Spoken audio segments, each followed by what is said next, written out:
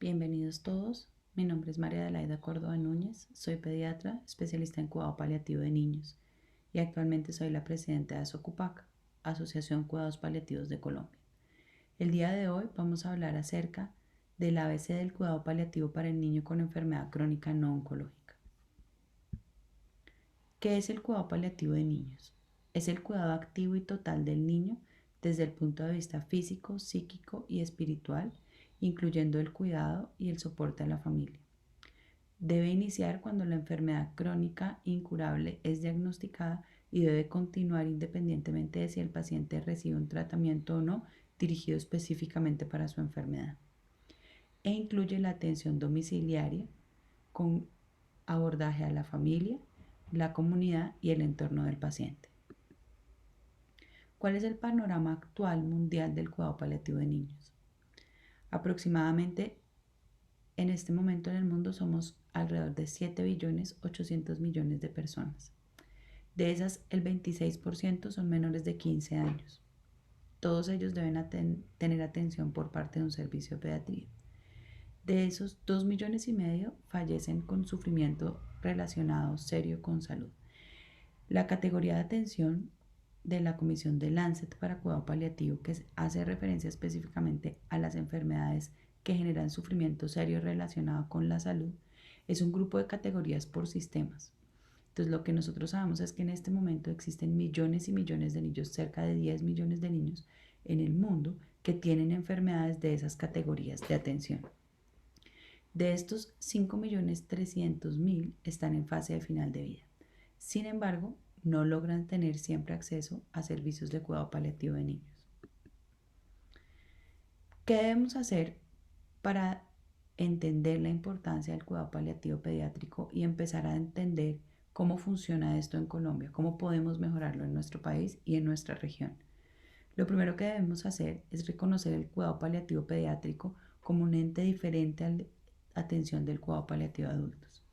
Entender que las necesidades de cuidado paliativo de los niños y sus familias se pueden subestimar si solamente usamos un estudio de todos los pacientes y no hacemos una atención diferencial para parte de los niños.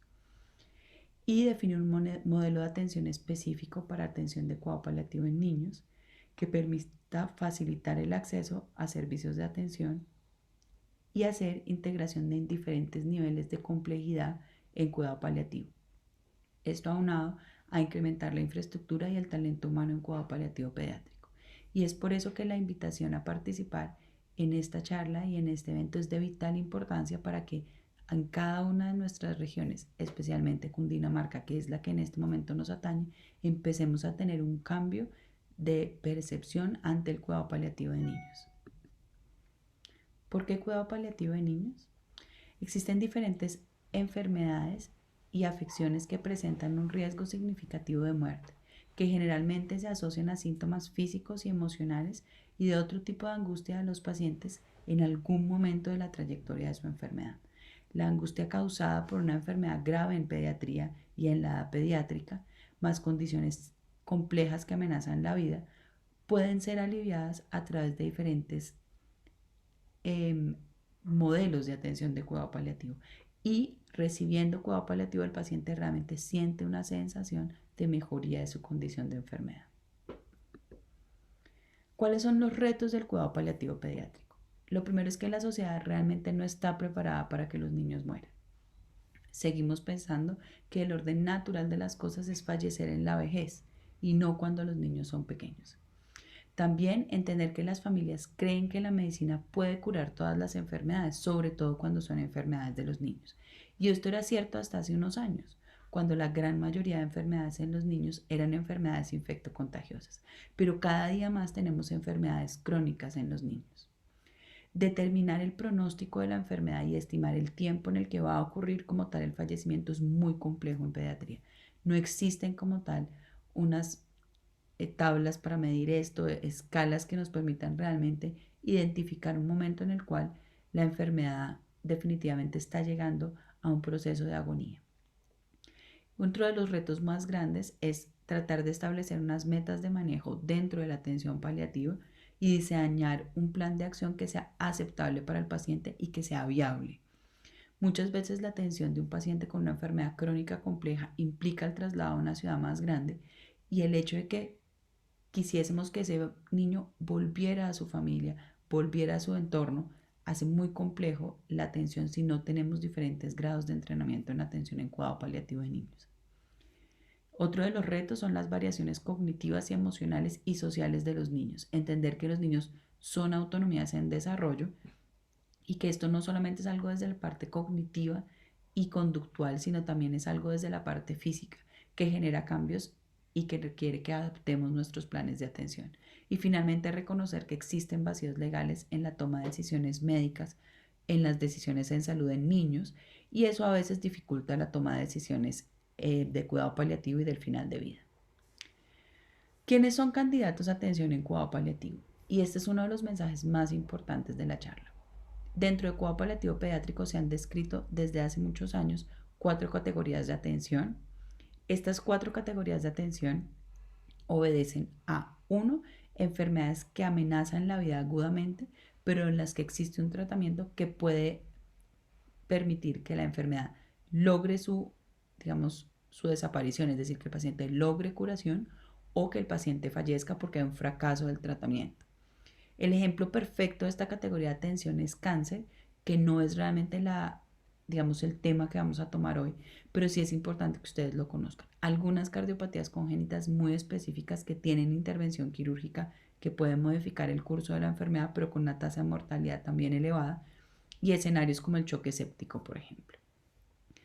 Las siguientes 3 categorías de enfermedad todas tienen como característica que son enfermedades que no se pueden curar.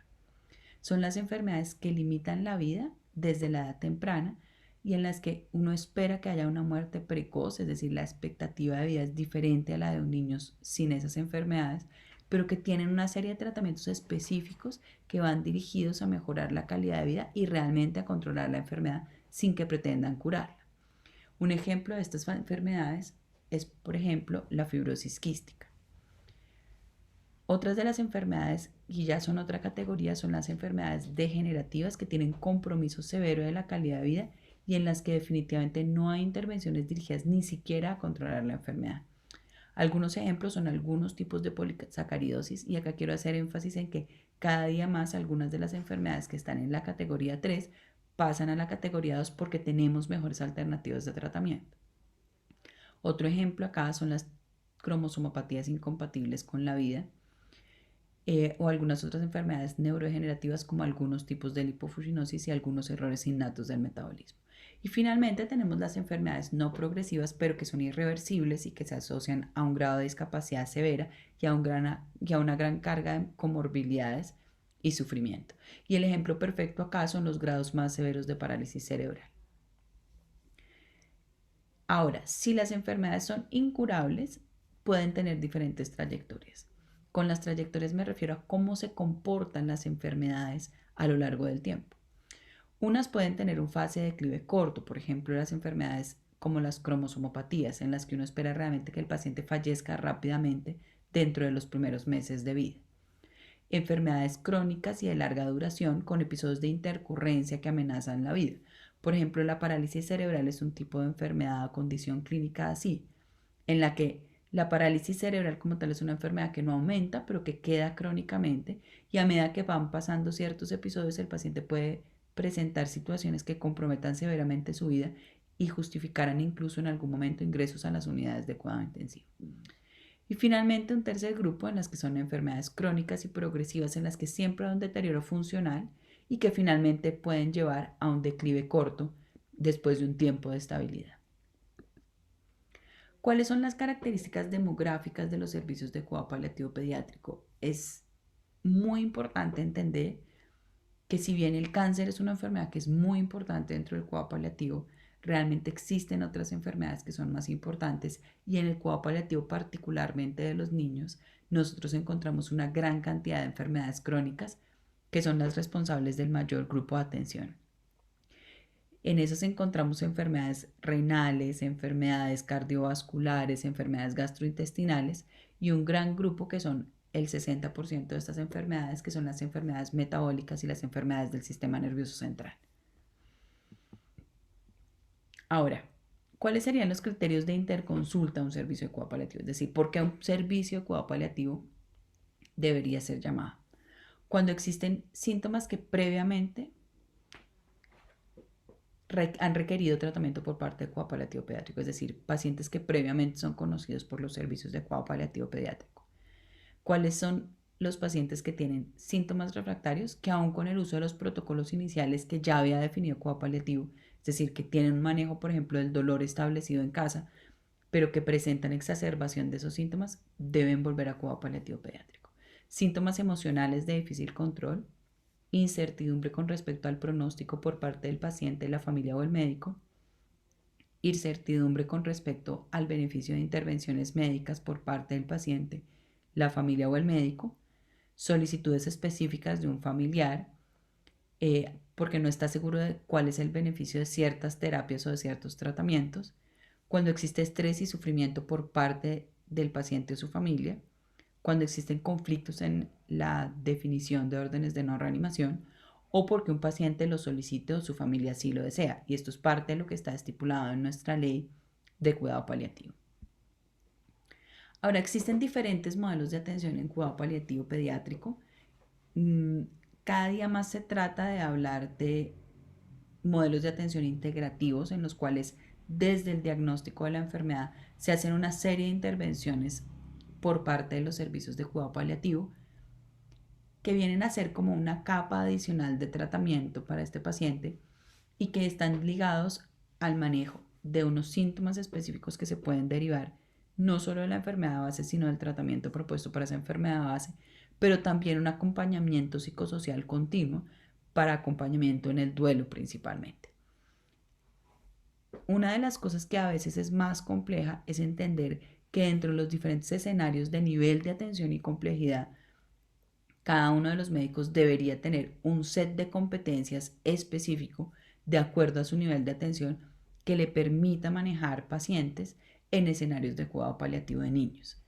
Y esta quizás es una de las cosas que más tendremos que trabajar como país para poder lograr realmente aumentar la cobertura en la atención en cuidado paliativo, entendiendo que existen algunos servicios que son de alta complejidad en los que tenemos servicios de cuidado paliativo altamente especializados y que el secreto quizás de lograr una cobertura amplia va a ser lograr integrar esos diferentes niveles de complejidad de atención. Ahora, ¿por qué se habla del cuidado paliativo temprano? Esto tiene unos objetivos muy claros y es un poco intentar caminar el camino con los pacientes. Cuando uno habla con los papás de los niños que tienen este tipo de enfermedades, ellos pueden describir su caminar durante la enfermedad como un escenario en el cual inicialmente aparecen los síntomas y las familias empiezan a tener primero una sensación de desinformación, que además varía de acuerdo al contexto cultural y social, que varía de acuerdo al sitio de atención en el que estén, porque hay muchas enfermedades que no conocemos de los niños. Empiezan a tener mucho miedo, se enfrentan a diferentes creencias y mitos que van a depender mucho también de la cultura y finalmente ignorancia, no solamente por parte de ellos, sino a veces por desconocimiento médico. Y eso genera mucha angustia. Posteriormente viene un momento en el que hay una fase de diagnóstico, en la que de pronto ustedes pueden pensar que los diagnósticos no siempre son fáciles, no siempre es fácil llegar al diagnóstico. Y desde que inician los síntomas hasta que se llega realmente a un diagnóstico, hay una brecha en el tiempo en el cual los pacientes tienen primero muchísima incertidumbre, en cambio el equipo médico también, y ahí entonces cuando finalmente se logra hacer un diagnóstico, pues hay varias cosas interesantes. Primero, hay falta de conocimiento en este tipo de enfermedades y es que muchas de las enfermedades que son sujetas de atención en cuidado paliativo también son enfermedades huérfanas, entonces no son enfermedades frecuentes. Hay muchísimas dificultades en los sistemas de referencia y contrarreferencia. No disponemos siempre de todas las pruebas diagnósticas que se necesitan. Hay limitación en los recursos económicos de las familias, sobre todo cuando tienen que trasladarse a otros centros de atención. Y finalmente algo que sigue imperando acá, que es el miedo. Finalmente viene una fase aguda en la que la primera pregunta es ¿qué opción de tratamiento tengo? Y entonces la respuesta es estos tratamientos van dirigidos a controlar la enfermedad, no a curar la enfermedad. Y ya viene un primer golpe adicional al que ya ha tenido la familia, que es esta enfermedad es una condición clínica que no se puede curar.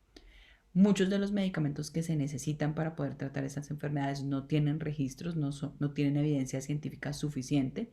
Esto en relación con que los tamaños de muestra de los estudios de investigación son mínimos y la investigación en estas enfermedades realmente muchas veces está reducida por términos económicos.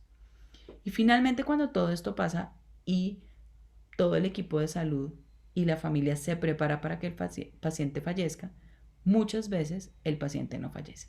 Y ahí es cuando los papás empiezan a vivir algo que ellos han llamado vivir más allá de un diagnóstico. Y ese vivir más allá de un diagnóstico se caracteriza por un proceso de adaptación a una nueva realidad, que es este niño que antes era sano, ahora está enfermo. Una serie de retos económicos, en el sentido que se pronostica que cerca del 50% del ingreso familiar se pierde cuando una familia tiene un niño con una enfermedad crónica que limita su vida. Abandono social. En general, la familia tiende a proteger al niño y parte de proteger al niño muchas veces es que no lo vean otras personas y eso hace que la familia se aísle. Aumentan las demandas del cuidado del niño, es decir, no es lo mismo cuidar a un niño sano que cuidar a un niño enfermo, que además a medida que pasa el tiempo se enferma más. Y finalmente, entonces, un nuevo miedo de estar solo y enfrentarme a esta nueva realidad, que es tener un niño con una enfermedad muy grave. Ahora, una de las cosas que es muy interesante es cómo conocer esa brecha, es decir, cómo poder entender ese hueco que viven las familias, esa sensación de vacío que hay cuando uno le dice a una mamá, su hijo tiene una enfermedad incurable, va a tener síntomas que van a ser difíciles de manejar, va a fallecer temprano, vamos a quererlo acompañar hasta el final de la vida, pero no estamos allá, no se preocupe, no sabemos cuándo vamos a llegar. Cuando nosotros le decimos eso a una familia, la familia queda en el vacío. Queda en el vacío a veces su equipo médico. No saben qué otras intervenciones adicionales hay que hacer cuando el paciente aún no fallece. Y es donde el cuidado paliativo tiene una respuesta. Y la respuesta es, usted no está solo. Aquí estamos nosotros también para ayudarlo. Vamos a seguir trabajando en llegar y recorrer este camino. No se trata tanto de lograr una meta, se trata de poder caminar este camino. Y todas las personas nacen, tienen diferentes vidas, a veces más cortas, a veces más largas, pero finalmente todas están acá por alguna razón y debemos acompañarlas. Entonces, el camino del cuidado paliativo es básicamente acompañar a caminar este camino. ¿Por qué? Porque mejora el control de los síntomas, mejora la calidad de vida asociada al cuidado de salud, da sensación de mayor satisfacción del paciente con respecto a su atención en salud, disminuye la sobrecarga para el cuidador y para el equipo tratante y, aunque parezca a veces irónico, mejora la supervivencia de los pacientes. Por esa razón, entre más temprano se inicie el cuidado paliativo pediátrico, va a ser mejor para los pacientes y también para el equipo de salud. Hay que entender el cuidado paliativo pediátrico entonces como una solución. Es una intervención, o más bien una serie de intervenciones que están dirigidas a mejorar la calidad de vida, mejorar la comprensión del pronóstico hacia la familia, que está enfocado en disminuir el dolor, el sufrimiento y la incertidumbre, que permite clarificar en conjunto con el paciente y su familia cuáles son realmente las metas del cuidado y, si hay necesidad en algún momento de redireccionarlas, hacerlo. Se encarga de fortalecer la comunicación, la toma de decisiones y mejora la satisfacción del paciente y su familia con respecto a la atención en salud. Y finalmente, optimiza los recursos emparejando las necesidades del paciente con los objetivos de manejo. Y esto permite entonces al cuidado paliativo solucionar un triple objetivo. ¿Cuáles entonces serían las oportunidades predecibles para el inicio de cuidado paliativo? Lo primero que tendremos que entender es cuáles son las tareas de cuidado paliativo. Las tareas de cuidado paliativo pediátrico están dirigidas, como mencionamos previamente, a mejorar el sufrimiento en un escenario desde el punto de vista físico, y es disminuir la carga sintomática, mejorar el sufrimiento psicosocial, si realmente permitir que la familia sienta alivio ante esta situación de angustia que está viviendo, no solamente de forma individual, sino de forma familiar. El sufrimiento espiritual, un acompañamiento en el duelo, entendiendo que el duelo no es solamente la pérdida de la vida, sino también la pérdida de condiciones de vida o de estados como el estado de salud. Apoyo a la familia, apoyo al equipo tratante en sus diferentes grados de atención y finalmente apoyo a la comunidad, porque también es importante activar redes dentro de la comunidad que permitan a la familia disminuir su sufrimiento. Desde el punto de vista sintomático y en términos de medicina paliativa, un gran porcentaje del manejo pues son disminuir los síntomas. El 47% de los pacientes en cuidado paliativo tienen como síntoma principal fatiga. El 31% dolor de diferentes tipos, entendiendo que en los niños también existe el dolor neuropático, también existe el dolor visceral y que muchas veces esos dos tipos de dolores son mucho más frecuentes que el dolor somático en el caso de pacientes que no tienen patología oncológica. El 25% tienen convulsiones y el 22% disnea. Diferentes al manejo de los síntomas, un gran porcentaje del manejo va a ser comunicación. Y es que es muy importante poder comunicar a los pacientes no solo el diagnóstico ni las opciones de tratamiento, sino realmente poder hacer un diagnóstico y una comunicación correcta de lo que conoce la familia acerca del pronóstico. Es decir, cuáles son los objetivos del tratamiento que estamos haciendo y cuánto tiempo esperamos que viva el paciente, aunque no podamos tener certeza de eso. Tomar decisiones básicamente de final de vida o de intervenciones específicas, hacer una coordinación del cuidado, permitir que haya transición al hogar adecuada de esos pacientes, limitación de intervenciones, órdenes de no reanimación, acompañamiento en el duelo y recomendaciones al final de la vida. ¿A qué se refiere coordinar el cuidado? Coordinar el cuidado se refiere a ser un intermediario entre las necesidades médicas y sociales del paciente, identificando los recursos psicosociales, en conjunto con las necesidades físicas del paciente, colaborar con el equipo tratante para realmente hacer que las metas de manejo tanto del equipo tratante inicial como del paciente estén alineadas y logren tener satisfacción, y facilitar el apoyo de la comunidad para soportar a la familia. Ahora bien, el sufrimiento de los niños aumenta a medida que la enfermedad progresa o que la trayectoria de la enfermedad es peor. Y esto es algo muy importante. Y es que no podría entonces, si tenemos competencia y capacidad de atender pacientes de cuidado paliativo pediátrico de baja complejidad, hacer parte de estas intervenciones en un primer nivel de atención. Entendiendo siempre que existen indicaciones específicas que ya se mencionaron previamente para cuándo remitir un paciente a cuidado paliativo pediátrico altamente especializado. Ahora, entendiendo que la trayectoria de la enfermedad se mueve a lo largo del tiempo en una variable entre sano y al final de la vida con un diferente grado de sufrimiento, pues tendríamos que entender que a partir del momento en el cual uno cruza un umbral de sufrimiento asociado con salud que es severo y que realmente requiere por la refractariedad de ese sufrimiento intervenciones de cuidado paliativo subespecializado, remitir al paciente a un servicio de atención de cuidado paliativo de alta complejidad. Ahora, antes de eso, uno debería realmente entender que no tiene mucho sentido que las personas sigan falleciendo con alto sufrimiento relacionado con salud y que si bien la gran mayoría viven en países pobres y países de bajos ingresos o ingresos medios como el nuestro, existen intervenciones que podríamos hacer para mejorar esa calidad de la atención. Ahora, tendríamos que entender entonces una vez más que es una prioridad exista el cuidado paliativo pediátrico, que 8.6 millones de niños están en sufrimiento altamente relacionado con salud y que el paquete esencial para el manejo de cuidado paliativo pediátrico no es caro y que en conjunto con servicios de alta especialidad de cuidado paliativo pediátrico podríamos entonces devolvernos hacia un nivel de menor complejidad, pero brindar una atención de calidad. Y eso finalmente es gran parte de lo que debe pretender estas iniciativas como las que estamos teniendo en este momento. Ahora, una vez uno realmente entiende que el paciente ha cruzado ese punto en el que ya no hay vuelta atrás, en el que ya definitivamente el sufrimiento asociado con salud es tan severo, pero además la enfermedad definitivamente sigue avanzando, no hay reversibilidad cada vez hay más síntomas que no son fáciles de controlar, cada vez hay más hospitalizaciones y el paciente cada vez requiere más cuidado, pues tendremos que entender que esto es una forma en la cual estamos hablando entonces de que nuestro paciente, a pesar de tener una enfermedad crónica incurable, que no siempre estuvo en un escenario de terminalidad, ahora sí está entrando en una situación de terminalidad e irreversibilidad.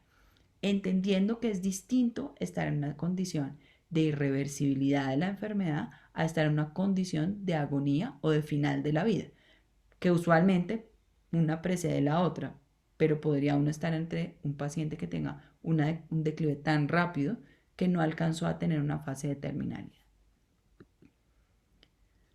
Y eso implicaría entonces que nosotros reajustáramos las decisiones que tenemos que hacer y reajustáramos las intervenciones que hagamos hacia el final de la vida. ¿Cómo podemos hacerlo? Podemos siempre que vayamos a ver un paciente preguntarnos si es un paciente previamente sano, si es un paciente que tiene una enfermedad aguda, pero que ya está en una condición de irreversibilidad, o al contrario está en una condición en la que esperamos que haya reversibilidad de esa condición crítica. Si es un paciente que tiene una enfermedad que limita la vida, pero que no está en una fase de terminalidad de esa enfermedad, o al contrario si lo está, o si tiene una enfermedad que agudamente amenaza su vida, sobreagregada a una condición que limita su vida. Existen algunas escalas de tamizaje para poder decir qué tan cerca de cada uno de estos grupos está el paciente, como por ejemplo la escala PAPAS, que habla acerca de las necesidades de cuidado paliativo pediátrico, algunas escalas pronósticas derivadas de adultos que se pueden usar en los niños mayores de 16 años, y las escalas de calidad de vida, como la escala de Disability Kids, que está validada en Colombia, o escalas de funcionalidad como Lansky, que no son muy útiles en pacientes que no tienen cáncer, son específicamente para pacientes oncológicos. Y con base en eso, entonces, definir cuáles serían las intervenciones que más beneficio brinden a nuestro paciente, y esas decisiones siempre deben ir ligadas a cuál será el potencial de recuperación de este paciente. Esto nos debe llevar a tomar decisiones en conjunto con la familia, con los servicios tratantes y, en el caso de que dispongan de cuidado paliativo, con cuidado paliativo. ¿Qué es importante? Entender que siempre hay que estar presente y que hay que acompañar a los niños, que hay que permitirle a los papás espacios para que tengan intimidad, para que puedan contarnos qué están sintiendo acerca de la enfermedad de su hijo y cuáles son las mejores formas en las que podemos ayudarlos a ellos a permitir que el niño tenga la mejor calidad de vida el tiempo que esté con nosotros. También permitir al niño manifestar sus deseos y entender que existen diferentes formas de trascender y que el trascender es algo que es una necesidad para la familia, permitir al niño trascender. Siempre hacer todos los cuidados que sean apropiados de acuerdo al momento de la enfermedad que esté viviendo el niño. Y hay algo que nunca se debe dejar, que es el cuidado de la piel, el cuidado del aseo general, el cuidado de confort y el manejo del dolor. Siempre entender que cada familia define pequeños rituales, que puede tenerlos y que son necesidad de cada una de las familias, y no debemos nosotros interrumpirlos porque harán parte del cuidado de este niño con unas necesidades diferentes. Y siempre asegurar al niño que no esté solo y asegurar que el niño realmente no esté solo en ningún momento. ¿Cómo podemos integrar el cuidado paliativo? Una de las cosas que hay que entender es que no hay que tenerle miedo al cuidado paliativo, que somos un servicio que tiene muchas respuestas y muchas soluciones. Y en ese escenario siempre priorizar. ¿Priorizar qué? El manejo de los síntomas. Siempre que haya un síntoma que en algún momento ustedes sientan que no son capaces de manejar, por favor inviten a un servicio de cuidado paliativo pediátrico a tratarlo. Considere siempre que el cuidado paliativo pediátrico es una subespecialidad adjunta que hace parte de la atención integral de los pacientes con enfermedades crónicas complejas en diferentes grados. Y recuerde siempre que lo importante es la carga de la enfermedad, no como tal el diagnóstico. Piense en cuáles son las alternativas y las posibilidades reales de curación y no centrarse exclusivamente en el pronóstico de la enfermedad, sino en el pronóstico de su paciente en la condición clínica actual en la que está, a pesar de tener una enfermedad. Probablemente esas sean estrategias que nos van a permitir integrar a cuidado paliativo de forma temprana. Por otro lado, entender que en la medida en la que se logre adquirir una serie de competencias, Esto nos va a permitir integrar los diferentes niveles de atención que tenemos nosotros ya definidos en nuestro país para, con base en esos mismos, poder diseñar un modelo de atención en cuidado paliativo pediátrico que permita que los niños reciban la atención que necesitan aún en sitios cercanos a su hogar y no tengan que venir a las ciudades más grandes a recibir esta atención, o que en su defecto tengan que recibir atención por equipos de adultos. Los dejo finalmente con esta frase, y es entender que la muerte sigue siendo el 100%, que el patrón de fallecimiento y de los últimos días y la forma en la que todos fallecemos no ha cambiado a lo largo de todos estos años que llevamos en la Tierra. Simplemente lo que ha cambiado es que hemos perdido la familiaridad con que antes abordábamos al paciente que estaba falleciendo. Hemos perdido la forma de hablar, hemos perdido la etiqueta que en algún momento nos sirvió cuando la muerte era inevitable. Y es a eso a lo que debemos volver, a recordar cuál ha sido nuestro rol acá siempre, a acompañar a las personas y a consolarlas aún en los escenarios del final de la vida. Muchísimas gracias y que tengan buen día.